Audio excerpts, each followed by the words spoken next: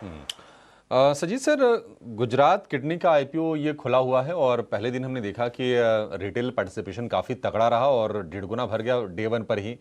तो क्या स्ट्रेटजी इसमें रखें?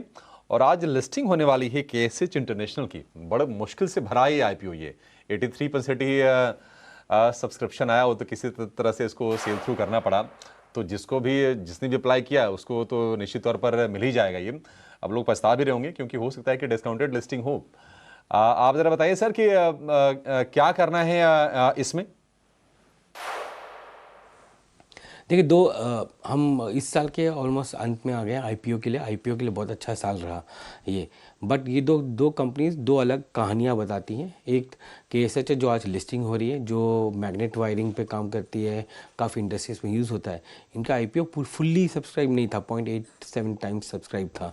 अगर हम प्राइसिंग देखें तो 365 to 384 के बीच का प्राइसिंग था।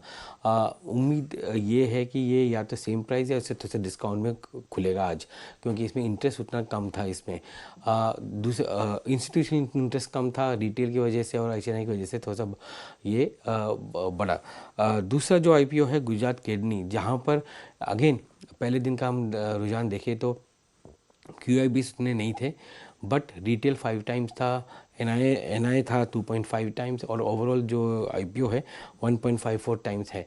तो यहाँ पर भी रिटेल और एचएनआई को लेकर ही ये चल रही है। तो आपको ये देखने को मिल रहा है कि इंस्टीट्यूशन एक्टिविटी प्राइमरी मार्केट में अभी कम हो गई हैं।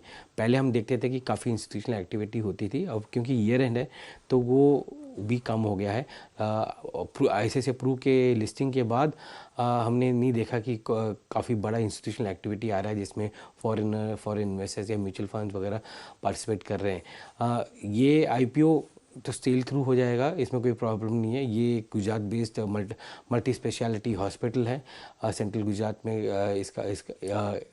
इसका ऑपरेशंस है और प्रॉफिटेबिलिटी ट्रैक रिकॉर्ड भी बहुत कम है, लास्ट 2 साल का है।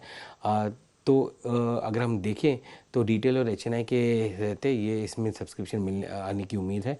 और पूरे ओवरऑल अगर हम इस आईपीओ की के बारे में करें तो 41 टाइम्स का इसका वैल्यूएशन आ रहा है करंट ईयर अर्निंग्स में। तो लगभग I think Fairlie valued, slightly over valued भी हो सकता है, माना जा रहा है ये।